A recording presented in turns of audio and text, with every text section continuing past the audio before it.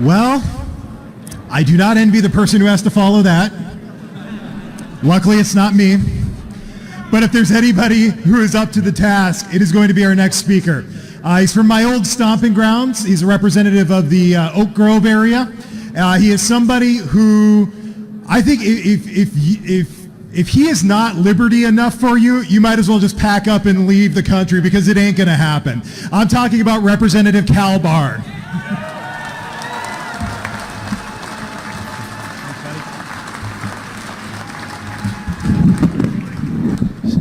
So Brian said, boy, is he tall. Is he going to have to turn this one around? Boy, is he short. I'm working on it, Jim. I'm working on it. What's the best kind of gun control? That'll work. Hitting what you aim at is what I call it. But two-handed works very well to guide you in what you're to hit what you're aiming at. It's not about the government telling you what you can and can't do, where you can buy, where you can carry, where you can't, when you can, a laundry list of rules to ensure that you will someday be tripped up and made a criminal. It's about you exercising freedom and good judgment. That's what gun control should be about, hitting what you aim at, two-handed grip, the rest of this stuff. So Representative Drazkowski got everybody fired up here with some good chanting. You want to do a little more chanting? Okay, so the Second Amendment says rights shall not be infringed, right? National Firearms Act of 1934, infringed.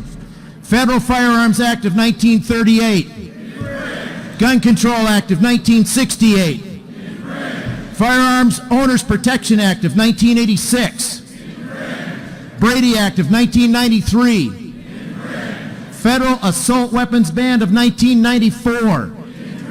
Protection of Lawful Commerce in Arms Act and Child Safety Law Act of 2005. National Instant Criminal Background Check System Improvement Amendments Act of 2007. Have you had enough of your rights taken away yet? Do you think they're infringed? Do you need to take them back? So in case anybody missed it, on Thursday, there was a constitutional amendment rolled out in the Capitol Press Room. It says very simply, to add to the Minnesota State Constitution, the right of the people to keep and bear arms shall not be infringed. Period.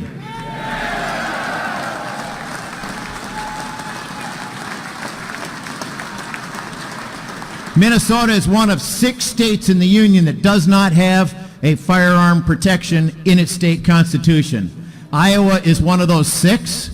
They have put the measure on the ballot. It's passed through both chambers of their House and will be on the 2020 ballot. Minnesota needs to join that crowd, because the only 5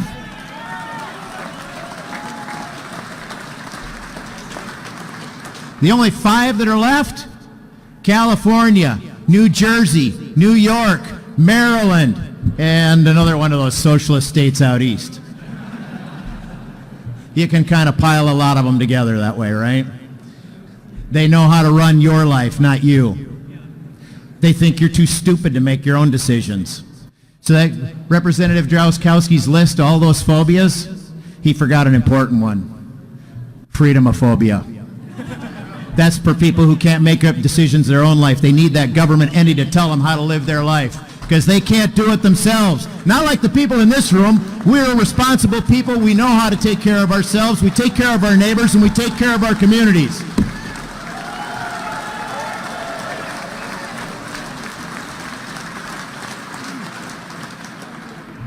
So I read off this long list of infringements on our Second Amendment rights, our rights of personal defense, and as others have mentioned, the right of defense against a tyrannical government.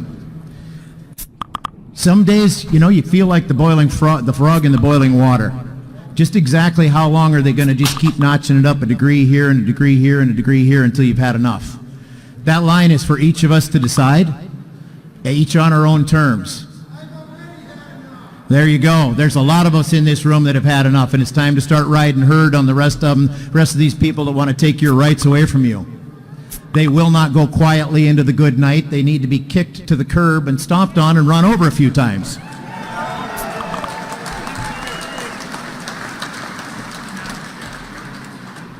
In closing, I want to remind people, we've all heard the phrase, you need to learn from history because history repeats itself.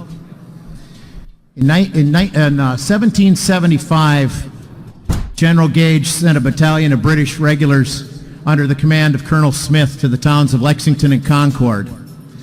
The night before the British started marching on that town, this young lad named Paul Revere took a midnight ride out to the towns of Lexington and Concord to tell the good patriots out there that the British were coming to steal their arms and munitions. Those arms and munitions were hidden, so when the British showed up at those two towns, they went door to door looking around and they couldn't find anything. And on the way back, they come across this bridge at the crossroads for Lexington and Concord, and they're met by a bunch of patriots called Minutemen at the time. We all know what happened after that. The shot heard round the world in the first American Revolution. The last time that arms were tried to be confiscated from the American public led to a revolution, and it will happen again if they try and steal your arms. So let's make sure we stop all this stuff before it leads to a second American Revolution.